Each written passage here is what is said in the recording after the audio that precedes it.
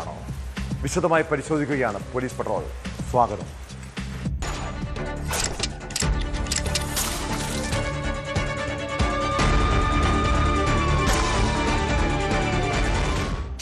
മാതാപിതാക്കൾ രാത്രിയിൽ ഉറങ്ങിക്കഴിയുമ്പോൾ കുട്ടികൾ വീട്ടിൽ നിന്ന് രഹസ്യമായി ഇറങ്ങിപ്പോകുന്ന സംഭവങ്ങൾ സോഷ്യൽ മീഡിയ വഴി പരിചയപ്പെടുന്നവർ പോലും പലതും പറഞ്ഞ് കുട്ടികളെ വലയിലാക്കുന്നു. ലഹരി മാഫിയ മുതൽ ലൈംഗിക ചൂഷണം ലക്ഷ്യമിട്ടുള്ള സംഘങ്ങൾ വരെയും ഇതിന് പിന്നിലുണ്ട്. വയനാട് മാനന്തവാടിയിൽ രക്ഷിതാക്കൾ അറിയാതെ അർദ്ധരാത്രിയിൽ വീട്ടിൽ നിന്നും പുറത്തുപോയ 16-കാരിയെ ആൺ സുഹൃത്തിനൊപ്പം ബൈക്ക് അപകടത്തിൽ ഗുരുതരമായി പരിക്കേറ്റ നിലയിൽ കണ്ടെത്തി. പോലീസുകാർ വിളിക്കുമ്പോഴാണ് മകൾ വീട്ടിൽ നിന്ന കാര്യം കുടുംബം അറിയുന്നത്. കുട്ടിയെ കൂട്ടിക്കൊണ്ടുപോയി നിർബന്ധിച്ച് ലഹരി നൽകിയെന്നാണ് പരാതി. കേസിൽ 2 പേരെ പോലീസ് അറസ്റ്റ് ചെയ്തു.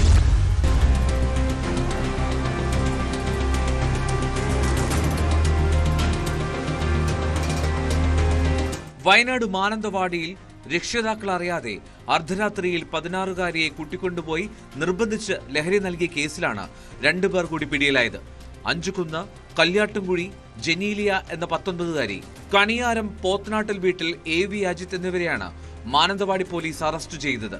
അജിത് മാനന്തവാടി സ്റ്റേഷനിൽ ലഹരി അടക്കമുള്ള കേസുകളിൽ പ്രതിയാണ്. തൃശ്ശിലേരി മുത്തുമാരി കണ്ണഞ്ചിറ വീട്ടിൽ റോബിൻ കെ ജോയ്, മാനന്തവാടി സ്വദേശികളായ കല്യോട്ടുകുന്ന് ലിജു നിവാസിൽ അമൽ കൃഷ്ണ, കുറ്റിമൂല കള്ളംപറമ്പിൽ KV ജിതിൻ, എടവക ചാമാടിപ്പൊയിൽ ചിറക്കൽ C അജിത് കുമാർ എന്നിവരെ കഴിഞ്ഞ ദിവസം അറസ്റ്റ് ചെയ്ത് റിമാൻഡ് ചെയ്തിരുന്നു.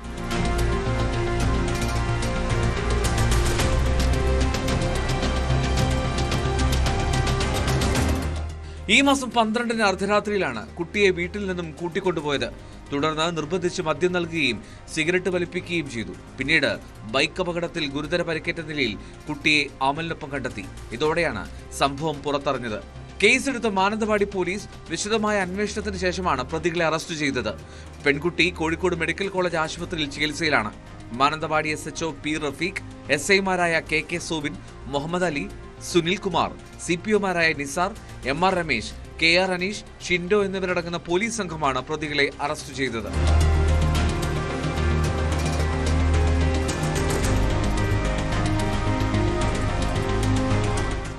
ന്യൂസ് 18 വയനാട്. ഭർത്താവിന്റെ അമ്മ എന്ന് പറഞ്ഞാൽ സ്വന്തം അമ്മയുടെ തന്നെ സ്ഥാനമാണ്. സ്വന്തം മകളെപ്പോലെ കാണേണ്ട മരുമകളെ ബലാത്സംഗം ചെയ്യാൻ ഒത്താശ ചെയ്ത വെറുക്കപ്പെട്ട ഒരു അമ്മായിയെ കുറിച്ച് കേട്ടു. വയനാട് മാനന്തവാടിയിലാണ് ഭർത്തൃമാതാവിന്റെ ഒത്താശയോടെ യുവതിയെ ലൈംഗിക അതിക്രമത്തിന് ഇരയാക്കിയത്. കേസിൽ മുഖ്യപ്രതി മനോജ്, ഒത്താശ ചെയ്ത കൊട്ടിയൂർ സ്വദേശിനി ബിന്ദു, യുവതിയുടെ ഭർത്തൃമാതാവ് എന്നിവരെ പോലീസ് അറസ്റ്റ് ചെയ്തു. സംഭവം പുറത്തു പറഞ്ഞാൽ കുടുംബം തകർക്കുമെന്നും ചിത്രങ്ങൾ പ്രചരിപ്പിക്കുമെന്നും പ്രതികൾ യുവതിയെ ഭീഷണിപ്പെടുത്തിയിരുന്നു.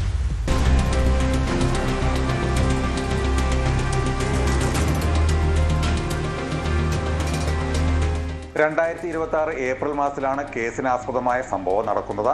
കൊട്ടിയൂർ സ്വദേശിനി ബിന്ദുവിന്റെ അമ്മയെ നോക്കാൻ ആളെ വേണമെന്ന് പറഞ്ഞ് അതിജീവിതയെ ഭർത്തൃമാതാവ് കൊട്ടിയൂരിലെ ഒരു വാടക വീട്ടിൽ എത്തിക്കുകയായിരുന്നു.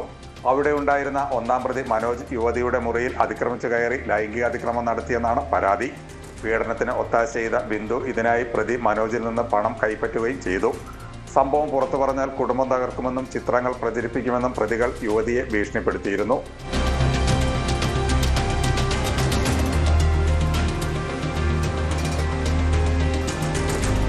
പരാതി ലഭിച്ചയുടൻ മാനന്തവാടി DYSP V ലതീഷിന്റെ നേതൃത്വത്തിലുള്ള പോലീസ് സംഘം കേസ് രജിസ്റ്റർ ചെയ്ത് അന്വേഷണം നടത്തുകയായിരുന്നു. സംഭവത്തിൽ ഒത്താശ ചെയ്ത ഭർത്തൃമാതാവിനെയാണ് പോലീസ് ആദ്യം അറസ്റ്റ് ചെയ്തത്. തുടർന്നുള്ള അന്വേഷണത്തിലാണ് മനോജും ബിന്ദുവും പിടിയിലായത്. കോടതിയിൽ ഹാജരാക്കിയ പ്രതികളെ റിമാൻഡ് ചെയ്തു.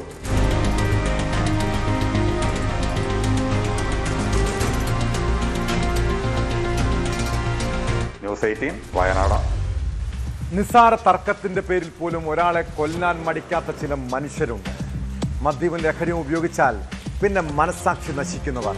അത്രയ്ക്കും അപകടം പിടിച്ചൊരു സമൂഹത്തിലാണ് നമ്മൾ ജീവിക്കുന്നത്.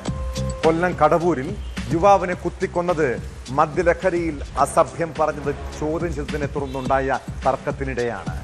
പാൽക്കുളങ്ങര സ്വദേശി രാജുവാണ് മരിച്ചത്. സംഭവത്തിൽ സഹോദരങ്ങളായ മഹേഷ്, ശ്യാംകുമാർ എന്നിവരെ പോലീസ് അറസ്റ്റ് ചെയ്തു.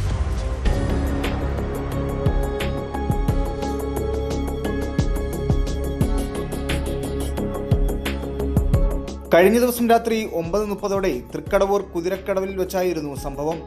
രാജുവും കടവൂർ സ്വദേശികളായ മഹേഷും സഹോദരൻ ശ്യാംകുമാറും തമ്മിലുണ്ടായ തർക്കമാണ് ആക്രമണത്തിലേക്ക് നയിച്ചത്. തർക്കത്തിനിടെ കൈവശമുണ്ടായിരുന്ന കത്തി ഉപയോഗിച്ച് രാജുവിനെ കുത്തുകയായിരുന്നു എന്നാണ് പോലീസ് പറയുന്നത്. ഗുരുതരമായി പരിക്കേറ്റ രാജുവിനെ നാട്ടുകാർ സമീപത്തെ സ്വകാര്യ ആശുപത്രിയിൽ എത്തിച്ചുവെങ്കിലും ജീവൻ രക്ഷിക്കാനായില്ല.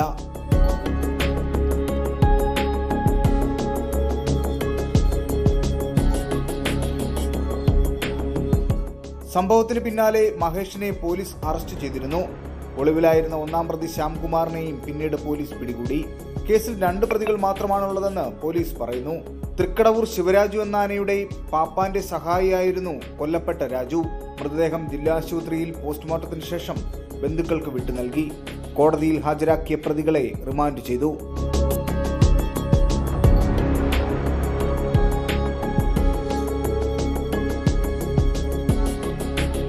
ന്യൂസ് 18 കൊല്ലം.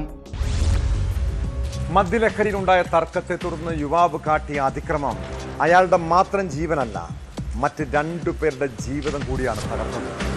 പറഞ്ഞു വരുന്നത് തിരുവനന്തപുരം വെമ്പായം ബാറിലെ തീവെപ്പിനെ കുറിച്ചാണ്. സംഭവത്തിൽ പരിക്കേറ്റവരിൽ ഒരാൾ കൂടി മരിച്ചു. പൊള്ളലേറ്റ് മെഡിക്കൽ കോളേജ് ആശുപത്രിയിൽ ചികിത്സയിലായിരുന്ന വെമ്പായം സ്വദേശി നൌഫലിന്റെ ജീവനാണ് ഒടുവിൽ നഷ്ടപ്പെട്ടത്. തീവെപ്പിൽ ഗുരുതരമായി പൊള്ളലേറ്റ ചീയാണിക്കര സ്വദേശി നവാസും ആക്രമണം നടത്തിയ അനീഷും നേരത്തെ മരിച്ചിരുന്നു. കൂടാതെ ഇവർക്കൊപ്പം ബാറിലുണ്ടായിരുന്ന തേക്കട സ്വദേശി രതീഷ് സംഭവശേഷം വീടിനുള്ളിൽ ജീവനൊടുക്കുകയും ചെയ്തു. ഇതോടെ സംഭവവുമായി ബന്ധപ്പെട്ട് 4 പേരാണ് മരിച്ചത്.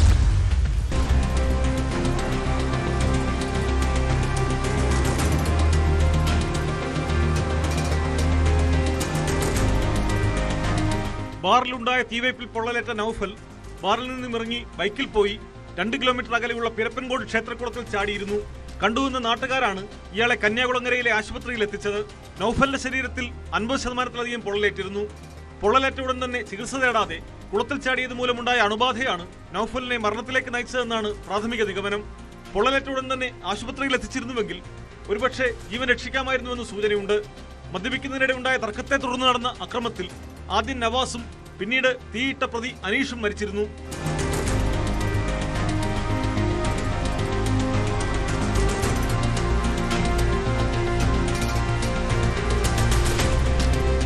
ഇവർക്കൊപ്പം ബാറിലുണ്ടായിരുന്ന തേക്കട ഉണ്ടപ്പാർ സ്വദേശി രതീഷ് സംഭവശേഷം വീടിനുള്ളിൽ തൂങ്ങി മരിച്ചിരുന്നു. ഇതോടെ സംഭവവുമായി ബന്ധപ്പെട്ടുള്ള മരണം 4 ആയി. ജൂലൈ 19 രാത്രി 9:30 വെമ്പായം ജംഗ്ഷനിൽ പ്രവർത്തിക്കുന്ന വെമ്പായം ഹോട്ടൽ ആൻഡ് റെസിഡൻസി ബാറിൽ വെച്ചായിരുന്നു സംഭവം. നവാസ്, നൌഫൽ, അരുൺ, രതീഷ് എന്നിവരുൾപ്പെടുന്ന സംഘം ബാറിലെ AC ഹാളിൽ ഒരുമിച്ചിരുന്ന് മദ്യപിക്കുകയായിരുന്നു. ഈ സമയം ഇവിടെ എത്തിയ ഇവരുടെ പരിചയക്കാരനായ അനീഷും ഒപ്പമിരുന്ന് മദ്യപിച്ചു. കുറച്ചു സമയത്തിന് ശേഷം ഇവർ തമ്മിൽ വാക്കുതർക്കവും ഉന്തും തള്ളും ഉണ്ടായി. തുടർന്ന് പുറത്തുപോയ അനീഷ് അരമണിക്കൂറിന് ശേഷം കന്നാസിൽ പെട്രോളുമായി ബാറിലേക്ക് എത്തുകയും പിടിവലിക്കിടെ പെട്രോൾ മറ്റുള്ളവരുടെ പുറത്തേക്കൊഴിച്ച് കത്തിക്കുകയുമായിരുന്നു. ഇതിനിടെയാണ് അനീഷിന്റെ പുറത്തേക്കും തീ പടർന്നു പിടിച്ചത്. ഇവർക്കൊപ്പമുണ്ടായിരുന്ന അരുൺ നെടുമങ്ങാട് ആശുപത്രിയിൽ ചികിത്സയിലാണ്.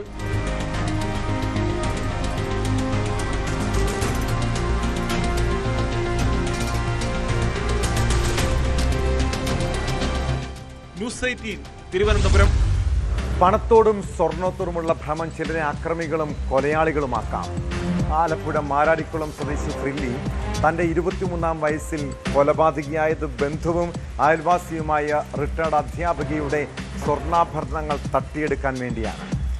തമിഴ് നാടോടി സംഘമാണ് കൊല നടത്തിയതെന്ന് വരുത്തി തീർത്ത് അന്വേഷണം വഴിതെറ്റിക്കാൻ ഫ്രില്ലി ശ്രമിച്ചെങ്കിലും പോലീസിന്റെ അന്വേഷണ മികവിൽ അവർ കുടുങ്ങി.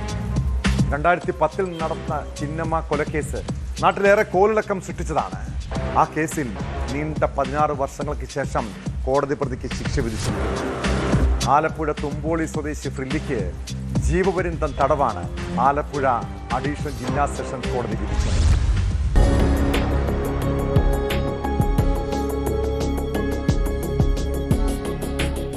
ആലപ്പുഴ തുമ്പോളിയിൽ റിട്ടയർഡ് അധ്യാപിക ചിന്നമ്മ എന്ന ഏലിയാമ്മയെ സ്വർണ്ണാഭരണങ്ങൾ തട്ടിയെടുക്കാൻ കൊലപ്പെടുത്തിയതായാണ് കേസ്. ഏലിയാമ്മയുടെ ബന്ധുവും അയൽവാസിയുമായ പ്രതി മാരാരിക്കുളം തെക്ക് പഞ്ചായത്ത് 7-ാം വാർഡിലുള്ള ഫ്രില്ലി എന്ന 39-കാരിക്ക് കോടതി ജീവപര്യന്തം തടവ് ശിക്ഷയാണ് വിധിച്ചത്. ആലപ്പുഴ അഡീഷണൽ ജില്ലാ സെഷൻസ് കോടതി 3 ജഡ്ജി M. ഷുഹൈബാണ് ശിക്ഷ വിധിച്ചത്. വിവിധ വകുപ്പുകളിലായി 15 വർഷം വേറെയും തടവ് ശിക്ഷ വിധിച്ചിട്ടുണ്ട്.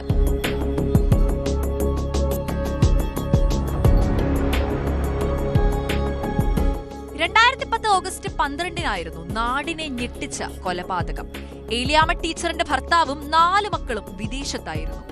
ഏലിയാമ്മയും ജോലിക്കാരിയും മാത്രമാണ് തുമ്പോളിയിലെ വീട്ടിലുണ്ടായിരുന്നത്. ജോലിക്കാരി വീട്ടിൽ പോയ സമയം അയൽവാസിയായ ഫ്രില്ലി വീട്ടിലെത്തിയാണ് കൊല നടത്തിയത്. ഏലിയാമ്മയുടെ സ്വർണ്ണാഭരണങ്ങൾ കൈക്കലാക്കുന്നതിനായാണ് കൊലപാതകം ആസൂത്രണം ചെയ്തത്. മുഖത്ത് മുളക് പൊടി വിതറി പിന്നിൽ നിന്ന് തള്ളിയിട്ട് ശേഷം കത്തി ഉപയോഗിച്ച് കൈകളിലും കഴുത്തിലും മുറിവുണ്ടാക്കുകയായിരുന്നു. വീഴ്ചയിൽ ഏലിയാമ്മയുടെ വാരിയെല്ലുകൾ പൊട്ടി. പിന്നീട് സ്വർണവളകളും മാലയും മോഷ്ടിച്ച ഫ്രില്ലി മരണം ഉറപ്പുവരുത്തിയ ശേഷമാണ് ഇവിടെ നിന്ന് മടങ്ങിയത്. ആലപ്പുഴ നോർത്ത് പോലീസാണ് കേസ് രജിസ്റ്റർ ചെയ്ത് അന്വേഷണം തുടങ്ങിയത്. ഇതിനിടെ പോലീസ് അന്വേഷണത്തെ വഴിതെറ്റിക്കാനും പ്രതി ശ്രമിച്ചു. തമിഴ് നാടോടി സംഘത്തെ ഏലിയാമ്മയുടെ വീട്ടിൽ കണ്ടതായി മൊഴി നൽകിയ ഫ്രില്ലിയെ ആദ്യം പോലീസ് വിശ്വസിച്ചു. ഇതിന്റെ അടിസ്ഥാനത്തിൽ തൃശൂരിൽ ട്രെയിനിൽ നിന്ന് ഒരു നാടോടി സംഘത്തെ പിടികൂടിയെങ്കിലും ഇവർക്ക് കൊലപാതകവുമായി ബന്ധമില്ലെന്ന് പിന്നീട് തെളിഞ്ഞു. തുടർച്ചയായ ചോദ്യം ചെയ്യലിന് ഒടുവിൽ പ്രതി കുറ്റം സമ്മതിക്കുകയായിരുന്നു. നോർത്ത് പോലീസ് ഇൻസ്പെക്ടർ ആയിരുന്ന KA തോമസ് ആണ് അന്വേഷണം നടത്തി പ്രതിയെ അറസ്റ്റ് ചെയ്തത്. CBCID ഇൻസ്പെക്ടർ A നസീർ കുറ്റപത്രം സമർപ്പിച്ച കേസിൽ 70ഓളം സാക്ഷികളും നിരവധി തൊണ്ടിമുതലും ശാസ്ത്രീയമായ തെളിവുകളും ഹാജരാക്കിയിരുന്നു.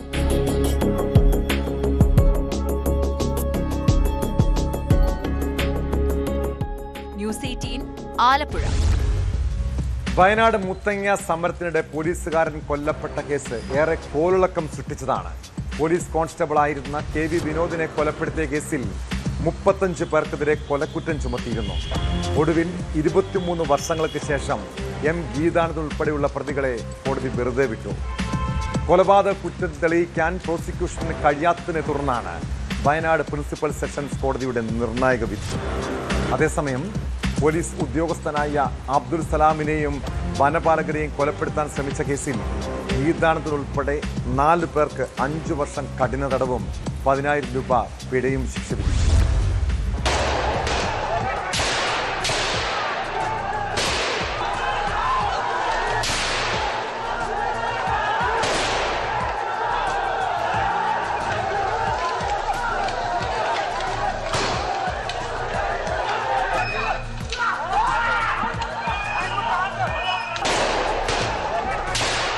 കേരള ചരിത്രത്തിലെ ഏറ്റവും വലിയ ആദിവാസി ഭൂസമരങ്ങളിലൊന്നായ മുത്തങ്ങ സമരത്തിനിടെ പോലീസ് കോൺസ്റ്റബിൾ KV വിനോദ് കൊല്ലപ്പെട്ട കേസിൽ 23 വർഷത്തിന് ശേഷമാണ് കോടതിയുടെ നിർണായക വിധി വന്നിരിക്കുന്നത്.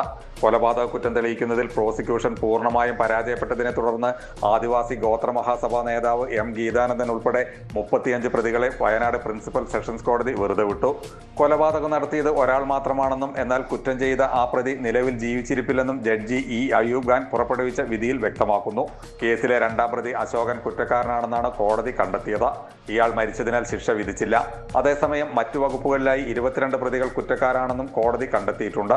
പോലീസ് ഉദ്യോഗസ്ഥനായ അബ്ദുൽ സലാമിനെയും വനപാലകരെയും കൊലപ്പെടുത്താൻ ശ്രമിച്ച കേസിൽ ഗീതാനന്ദൻ, ബിനു, രമേശൻ, അനിൽകുമാർ എന്നിവർക്ക് 5 വർഷം കഠിന തടവും 10,000 രൂപ പിഴയും ശിക്ഷ വിധിച്ചു. കൊല്ലപ്പെട്ട ജോഗിക്കും വിനോദിനും നീതി കിട്ടിയില്ലെന്ന് പ്രതിഭാഗം അഭിഭാഷകൻ TM റഷീദ് പറഞ്ഞു. CBI കേസ് അന്വേഷിച്ചിട്ട് പോലും 57 പ്രതികൾക്കെതിരെ കുറ്റപത്രം സമർപ്പിച്ചതിൽ ഒരു പ്രതിയെ ഒഴിച്ച് മറ്റൊരു പ്രതിക്കുമെതിരെ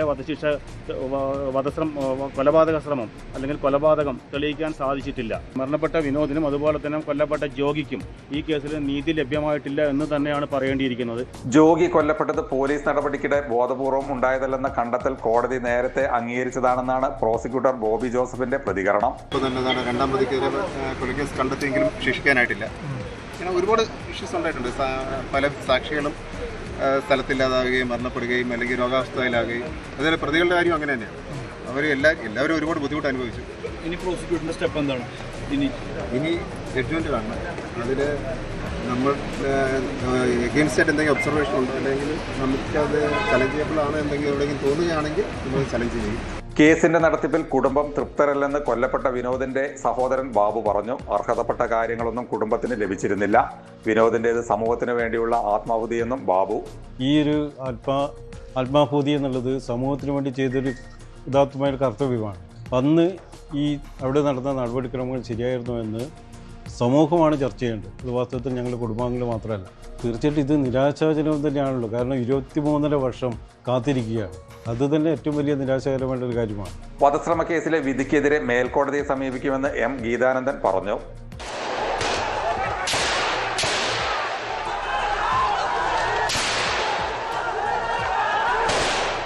എ.കെ. ആന്റണി സർക്കാരിന്റെ കാലത്ത് 2003 ഫെബ്രുവരി 19 ഭൂരഹിതരായ ആദിവാസികൾക്ക് ഭൂമി ആവശ്യപ്പെട്ടുകൊണ്ട് C.K. ജാനു, എം ഗീതാനന്ദൻ എന്നിവരുടെ നേതൃത്വത്തിൽ വയനാട് മുത്തങ്ങ വന്യജീവി സങ്കേതത്തിൽ സമരം ആരംഭിച്ചത്.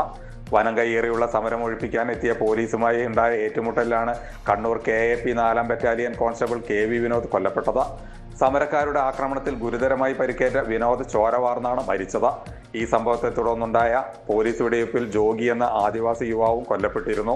ലോക്കൽ പോലീസും ക്രൈംബ്രാഞ്ചും അന്വേഷിച്ച കേസ് പിന്നീട് CBI ഏറ്റെടുക്കുകയും 2016 മുതൽ കൽപ്പറ്റ സെഷൻസ് കോടതിയിൽ വിചാരണ ആരംഭിക്കുകയും ചെയ്തു. വിചാരണ കാലയളവിൽ 15 പ്രതികൾ മരിച്ചു. നീണ്ട നിയമ പോരാട്ടത്തിനൊടുവിൽ 103 രേഖകളും 13 തൊണ്ടിമുതലുകളും 47 സാക്ഷികളുടെ മൊഴികളും പരിശോധിച്ചാണ് കോടതി നിർണായക വിധി പുറപ്പെടുവിച്ചത്.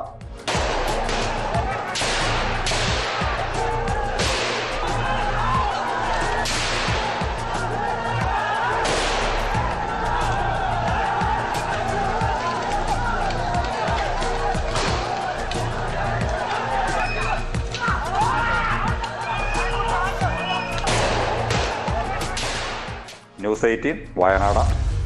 3 അധ്യാപികമാർ ഉൾപ്പെട്ട വടകര MDMA കേസ് ഒരു നാടിനെ മുഴുവൻ നടുക്കിയിരിക്കുകയാണ്. ആരാണ് ഈ ലഹരി മാഫിയയെ നിയന്ത്രിച്ചിരുന്നതെന്ന ചോദ്യം പലപ്പോഴും ഉയർന്നു കേട്ടിരുന്നു.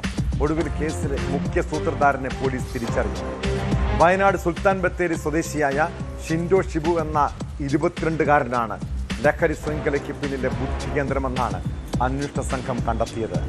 പിടിയിലായ അധ്യാപികമാർ അടക്കമുള്ള പ്രതികളെ കേന്ദ്രീകരിച്ച് നടത്തിയ അന്വേഷണത്തിലാണ് റാക്കറ്റിന്റെ പ്രധാന കണ്ണിയിലേക്ക് പോലീസ് എത്തിയിരിക്കുന്നത്.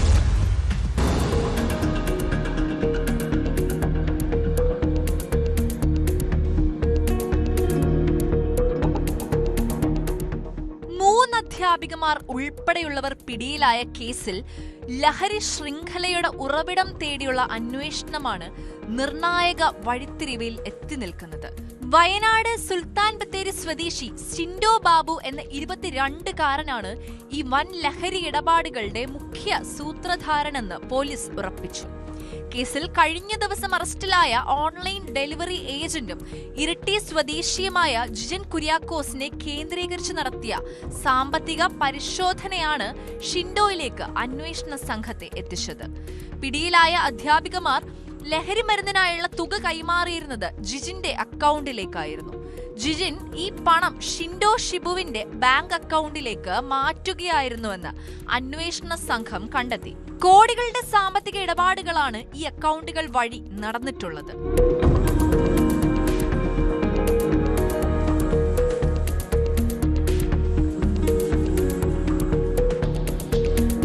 ലഹരി ഇടപാടുകൾ പുറത്തു വന്നതോടെ ഒളിവിലായ ഷിൻഡോ ഷിബുവിനായി പോലീസ് തിരച്ചിൽ ഊർജിതമാക്കിയിട്ടുണ്ട്. ഇയാൾക്കായി അയൽ സംസ്ഥാനങ്ങളിലടക്കം പോലീസ് തിരച്ചിൽ നടത്തുകയാണ്. ഷിൻഡോ പിടിയിലാകുന്നതോടെ ലഹരി റാക്കറ്റിന്റെ കൂടുതൽ വിവരങ്ങളും ഇതിൽ ഉൾപ്പെട്ട ഉന്നതരുടെ പേരുകളും പുറത്തുവരുമെന്നാണ് പോലീസ് കരുതുന്നത്. വടകരയിൽ 2 ഗ്രാം MDMAയുമായി ഫസ്വാൻ എന്ന യുവാവിനെ പിടികൂടിയതോടെയാണ് കേസിന് തുടക്കം. ഇയാളുടെ അക്കൗണ്ടിൽ നിന്നും പേരാമ്പ്ര BRCയിലെ അധ്യാപിക കീർത്തനയുടെ അക്കൗണ്ടിലേക്ക് പണം അയച്ചതായി കണ്ടെത്തി. ഇവരെ കസ്റ്റഡിയിലെടുത്ത് ചോദ്യം ചെയ്തതോടെ സുഹൃത്തുക്കളും അധ്യാപികമാരുമായ കാവ്യ, നീഷ്മ എന്നിവരിലേക്കും അന്വേഷണം എത്തുകയായിരുന്നു. ലക്ഷങ്ങളുടെ ഇടപാടുകളാണ് 3 പേരുടെയും അക്കൗണ്ടുകളിൽ കഴിഞ്ഞ ഏതാനും മാസങ്ങളായി നടന്നിട്ടുള്ളത്. ഇവരുടെ അക്കൗണ്ടിൽ നിന്നും പണമയച്ചു നൽകിയ കണ്ണൂർ ഇരിട്ടി സ്വദേശി ജിജിൻ കുര്യാക്കോസിനെയും തുടർന്ന് അറസ്റ്റ് ചെയ്തു. 6 മാസത്തിനിടെ 1 കോടിയുടെ ഇടപാടുകളാണ് ഇയാൾ നടത്തിയത്.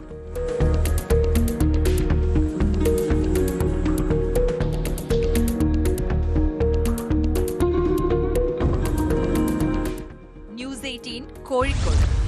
ചാരിറ്റിയുടെ പേരിൽ തട്ടിപ്പ് നടത്തുന്നവരുടെ എണ്ണം സമൂഹത്തിൽ വർദ്ധിക്കുകയാണ്.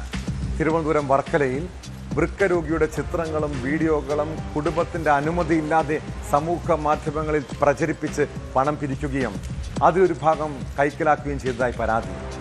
വർക്കല പുല്ലാനിക്കോട് സ്വദേശി ബാബുവിൻ്റെ കുടുംബമാണ് വർക്കല സ്വദേശിയായ ബാബുരാജിനെതിരെ പരാതിയുമായി രംഗത്തെത്തിയിരിക്കുന്നത്.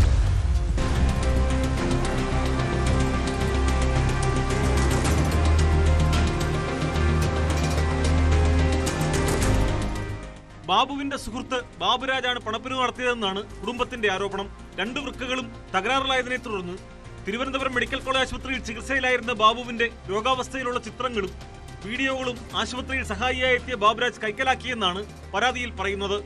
തുടർന്ന് സമൂഹ മാധ്യമങ്ങളിലൂടെ ചികിത്സാ സഹായം ആവശ്യപ്പെട്ട് ഇവ പ്രചരിപ്പിച്ചു. കുടുംബത്തിന്റെ അനുമതിയില്ലാതെ സ്വന്തം ഗൂഗിൾ പേ നമ്പർ നൽകിയാണ് പണപ്പിരിവ് നടത്തിയതെന്നും പരാതിയിൽ ആരോപിക്കുന്നു. രോഗിക്ക് വിവാഹപ്രായമായ 2 പെൺമക്കളുണ്ടെന്നും കുടുംബം കടുത്ത സാമ്പത്തിക പ്രതിസന്ധിയിലാണെന്നും ചൂണ്ടിക്കാട്ടിയായിരുന്നു സഹായാഭ്യർത്ഥന. എന്നാൽ പണപ്പിരിവ് നടത്തുന്നതിനെക്കുറിച്ചോ അതിലൂടെ ലഭിച്ച തുകയെക്കുറിച്ചോ കുടുംബത്തിന് യാതൊരു വിവരവും ഉണ്ടായിരുന്നില്ല. സംഭവം ബാബുവിന്റെ കുടുംബത്തിന്റെ ശ്രദ്ധയിൽപ്പെടാതിരിക്കാൻ തൃശൂർ, മലപ്പുറം, എറണാകുളം ജില്ലകളിലെ വിവിധ വാട്സാപ്പ് ഗ്രൂപ്പുകളിലാണ് പ്രധാനമായും പ്രചരിപ്പിച്ചത്. ഈ പ്രചരണം ശ്രദ്ധയിൽപ്പെട്ട ബന്ധുക്കളാണ് കുടുംബത്തെ വിവരമറിയിച്ചത്. ഇക്കാര്യം കുടുംബം അറിയുന്നതിന് തൊട്ടു മുമ്പത്തെ ദിവസം ഒരു സുഹൃത്ത് നൽകിയതാണെന്ന് പറഞ്ഞ് 10,000 രൂപ ബാബുവിന്റെ ഭാര്യയുടെ ബാങ്ക് അക്കൗണ്ടിലേക്ക് ബാബുരാജ് ഗൂഗിൾ പേ വഴി അയച്ചിരുന്നു. എന്നാൽ ഒരാൾ മാത്രം ബാബുവിന്റെ ചികിത്സയ്ക്കായി 50,000 രൂപ നൽകിയതായി പിന്നീട് വ്യക്തമായെന്നാണ് കുടുംബം പറയുന്നത്. പണം നൽകി സഹായിച്ച ആൾ ഒരു ക്യാൻസർ രോഗിക്ക് 1 ലക്ഷം രൂപയും ബാബുവിന് 50,000 രൂപയും നൽകാൻ ബാബുരാജിനെ ചുമതലപ്പെടുത്തിയിരുന്നു. ഇദ്ദേഹം ക്യാൻസർ രോഗിയെ ബന്ധപ്പെട്ടപ്പോൾ പണം ലഭിച്ചില്ല എന്നറിഞ്ഞതോടെ ബാബുവിനെ ബന്ധപ്പെടുകയായിരുന്നു. ഇതിൽ 10,000 രൂപ മാത്രം കുടുംബത്തിന് കൈമാറി ബാക്കി 40,000 രൂപ കൈക്കലാക്കിയെന്നാണ് പരാതി. ഇതുകൂടാതെ നിരവധി ആളുകളിൽ നിന്ന് നേരിട്ടും ബാങ്ക് അക്കൗണ്ട് വഴിയും പണം സ്വീകരിച്ചിട്ടുണ്ടാകാമെന്നും കുടുംബം സംശയിക്കുന്നു. നമുക്ക് ഒരു നീതി കിട്ടിയിട്ടില്ല. എന്നിട്ട് ഞാൻ IC കിടക്കുമ്പോൾ ഞാൻ ആ സാറിനെ വിളിച്ചു. ഈ സാർ അങ്ങോട്ട് വിളിച്ചായിരുന്നു, CA ആണെന്ന് അങ്ങോട്ട് വിളിച്ചിട്ട് എൻ്റെ അടുത്ത് പറഞ്ഞ് ചോദിച്ചപ്പോഴത്തേക്ക് ഞാൻ പറഞ്ഞു, ഇങ്ങനെ മോള് പരാതി കൊണ്ട് തന്നിട്ടുണ്ട്, ഞങ്ങളിങ്ങനെ IC കിടക്കുകയാണ്, സീരിയസ് ആയിട്ട് കിടക്കുകയാണ്. അപ്പോഴാ സാറ് പറഞ്ഞു എന്ന് പറഞ്ഞാൽ ആ നാട്ടിവിടെ അവിടെ ഡിസ്ചാർജായി വരുമ്പോൾ നിങ്ങളിഞ്ഞ് വന്നാൽ മതി, ഒന്നും കൊണ്ടും പേടിക്കേണ്ട, ഇത് ഞങ്ങൾ കൈകാര്യം ചെയ്തോളാം എന്ന് പറഞ്ഞിട്ടാണ് അവസാനം രണ്ടാമത് ഇവർ വിളിച്ചിട്ട് ഒരു മനുഷ്യര് ഫോൺ എടുക്കത്തില്ല. അവിടെ നിന്ന് ഒരു സാറന്മാര് ഫോൺ അറ്റൻഡ് ചെയ്തിട്ടില്ല. സംഭവവുമായി ബന്ധപ്പെട്ട് ജൂൺ 6-ന് വർക്കല പോലീസിൽ പരാതി നൽകിയെങ്കിലും നടപടി ഉണ്ടായില്ലെന്നാണ് കുടുംബത്തിന്റെ ആരോപണം. തുടർന്ന് ജൂലൈ 9-ന് ആഭ്യന്തരമന്ത്രിയെ നേരിൽ കണ്ട് പരാതി നൽകി. റൂറൽ SP മുഖേന അടിയന്തര ഇടപെടലുണ്ടായിട്ടും പോലീസ് നടപടി സ്വീകരിക്കാൻ മടിച്ചു. ജൂലൈ 21-ന് കേസ് രജിസ്റ്റർ ചെയ്യാൻ നിർദ്ദേശം ലഭിച്ചിട്ടും നടപടി വൈകിയെന്നും കേസ് ഒത്തുതീർപ്പാക്കാനാണ് പോലീസ് ശ്രമിച്ചതെന്നും കുടുംബം ആരോപിക്കുന്നു. സംഭവത്തിൽ വഞ്ചനാക്കുറ്റത്തിന്റെ കേസ് രജിസ്റ്റർ ചെയ്ത് അന്വേഷണം തുടങ്ങിയതായാണ് വർക്കല പോലീസ് പറയുന്നത്.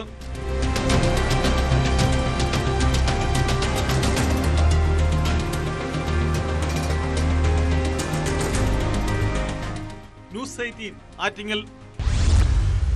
കവർച്ചാ സംഘങ്ങൾ നാട്ടുകാരുടെ ഉറക്കം കെടുത്തുകയാണ്. തിരുവനന്തപുരം നേമത്ത് ഗവൺമെന്റ് UP സ്കൂളിലാണ് കവർച്ച നടന്നത്. സ്കൂളിന്റെ TV കള്ളൻ കൊണ്ടുപോയി.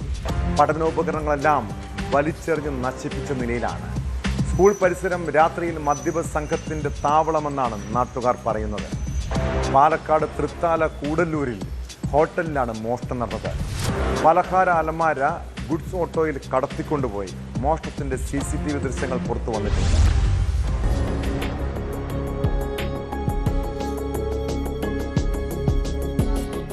ദേശീയപാതയുടെ അരികിലായി സ്ഥിതി ചെയ്യുന്ന നേമം ഗവൺമെന്റ് UPSലായിരുന്നു മോഷണം. പ്രീ പ്രൈമറി വിഭാഗത്തിലെ പഠനക്കൂടാര സ്ഥിതി ചെയ്യുന്ന ഭാഗത്തെ പഠനോപകരണങ്ങൾ നശിപ്പിച്ച ശേഷമാണ് SSK സ്റ്റാർസ് പദ്ധതി പ്രകാരം ലഭിച്ച LED TV കള്ളൻ കവർന്നത്. സ്റ്റോർ റൂമിൽ സൂക്ഷിച്ചിരുന്ന മൺവെട്ടി ഉൾപ്പെടെയുള്ള കൃഷിയുപകരണങ്ങൾ ഉപയോഗിച്ച് 3 ക്ലാസ് മുറികളിലെ വാതിലുകളുടെ പൂട്ട് തകർത്താണ് അകത്ത് കടന്നത്. രാവിലെ സ്കൂളിലെ ശുചീകരണ ജീവനക്കാരെത്തിയപ്പോഴാണ് സംഭവം ശ്രദ്ധയിൽപ്പെട്ടത്. ഏതാണ്ട് 50,000-ഓളം രൂപയുടെ നഷ്ടം സംഭവിച്ചതായി സ്കൂൾ അധികൃതർ പറയുന്നു. 3 ക്ലാസുകളുടെ ഓടാമ്പൽ പൊട്ടിച്ച് അകത്ത് കയറി നമ്മുടെ സ്കൂളിൻ്റെ ഒരു TV ആരോ മോഷ്ടിച്ചുകൊണ്ട് പോയി. തുടർന്ന് അകത്ത് കയറി നോക്കിയപ്പോൾ സാധനങ്ങളെല്ലാം പഠനക്രമങ്ങളെല്ലാം വാരി കയറി. അതറിഞ്ഞ് നമ്മൾ ഉടനെ തന്നെ പോലീസിൽ പരാതിപ്പെടുകയും വിരലടയാള വിദഗ്ധർ വന്ന് പരിശോധിക്കുകയും തുടർന്ന് നടപടിയെടുക്കുകയും ചെയ്തു. സ്കൂൾ പരിസരം രാത്രികാലങ്ങളിൽ മദ്യപ സംഘങ്ങളുടെ താവളമാണ്. മദ്യപിച്ച ശേഷം കുപ്പികൾ വലിച്ചെറിയുന്നത് സ്കൂൾ വളപ്പിലേക്കാണെന്നും പോലീസ് പട്രോളിംഗ് ശക്തമാക്കണമെന്ന് ആവശ്യപ്പെട്ട് നിരവധി നിവേദനങ്ങൾ നൽകിയിട്ടും ഫലമില്ലെന്നും നാട്ടുകാർ പറഞ്ഞു. സ്കൂൾ അധികൃതർ നേമം പോലീസിനും പള്ളിച്ചൽ ഗ്രാമപഞ്ചായത്ത് ഭാരവാഹികൾക്കും പരാതി നൽകി. കേസെടുത്ത് പോലീസ് അന്വേഷണം ആരംഭിച്ചിട്ടുണ്ട്.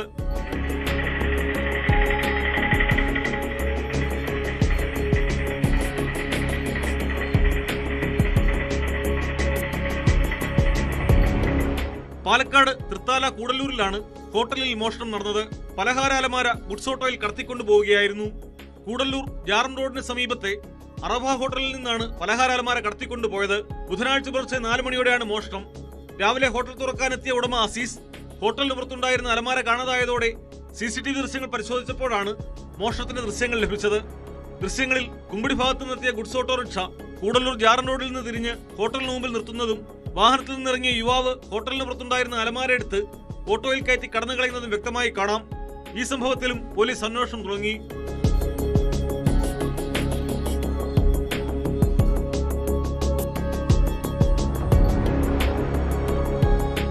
ന്യൂസ് 18 തിരുവനന്തപുരം, പാലക്കാട്. നിയമ സംവിധാനങ്ങളെ എല്ലാവരും ബഹുമാനിക്കണം. എന്നാൽ തെറ്റു ചെയ്തിട്ടില്ലെങ്കിൽ പോലീസിനെയോ കോടതിയോ ഭയപ്പെടേണ്ടതുണ്ടോ? പക്ഷെ സാധാരണക്കാരായ പലർക്കും ഇന്നും അത് ഉൾക്കൊള്ളാനായിട്ടില്ല. കോടതിയിൽ നിന്ന് സമൻസ് വന്നതിൽ ഭയന്നാണ് പത്തനംതിട്ട കോന്നി കാട്ടാത്തിപ്പാറ ഉന്നതിയിലെ ഊരുമൂപ്പൻ മോഹൻദാസ് കാടുകയറിയത്. വനം വകുപ്പ് നാട്ടുകാർ നടത്തിയ തിരച്ചിലിൽ ഊരുമൂപ്പനെ വനത്തിനുള്ളിൽ തൂങ്ങി മരിച്ച നിലയിൽ കണ്ടെത്തി. 1 മാസം മുൻപാണ് മോഹൻദാസിനെ കാണാതായത്. സംഭവത്തിൽ മറ്റെന്തെങ്കിലും ദുരൂഹത ഉണ്ടോ എന്നും പോലീസ് അന്വേഷിക്കുന്നുണ്ട്.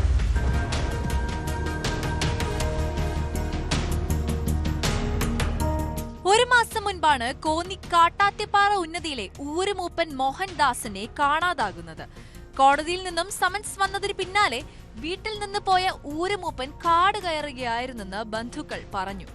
അയൽവാസിയുമായി ചില തർക്കങ്ങൾ മോഹൻദാസിനുണ്ടായിരുന്നു. കോന്നി പോലീസ് സ്റ്റേഷനിൽ ഇത് പരിഹരിക്കുകയും ചെയ്തിരുന്നെങ്കിലും കോടതിയിൽ നിന്നും സമൻസ് വന്നതിന്റെ ഭീതിയിലാണ് മോഹൻദാസ് കാട് കയറിയത്. എന്റെ അടുത്ത് അങ്ങനെ പറഞ്ഞ മോളെ നീ പണിക്കൊന്നും പോലെ കയ്യാരെന്നും പറഞ്ഞു ഉത്തരപ്പടവും. മോഹൻദാസിനെ കാണാതായതിനെ തുടർന്ന് പോലീസ് കേസെടുത്ത് അന്വേഷണം നടത്തി വരികയായിരുന്നു. ഡ്രോൺ ഉപയോഗിച്ച് വനത്തിൽ തിരച്ചിൽ നടത്തിയെങ്കിലും ഊരുമൂപ്പനെ കണ്ടെത്താനായില്ല. തുടർന്ന് വീണ്ടും നടത്തിയ തെരച്ചിലിലാണ് മോഹൻദാസിനെ തൂങ്ങി മരിച്ച നിലയിൽ കണ്ടെത്തിയത്. മരണത്തിൽ ദുരൂഹത ഉണ്ടോ എന്ന് പോലീസ് അന്വേഷിച്ച് വരികയാണ്.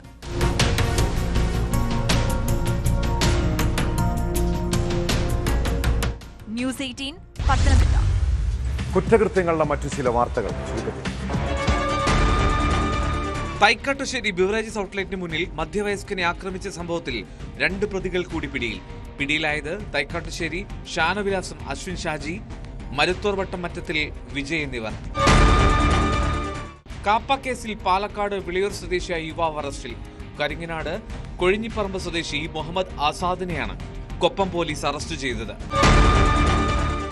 ഓപ്പറേഷൻ തൂഫാന്റെ ഭാഗമായി നടന്ന പരിശോധനയിൽ കണ്ണൂർ സെൻട്രൽ ജയിലിൽ കഞ്ചാവും ഹാഷിഷ് ഓയിലും പിടികൂടി.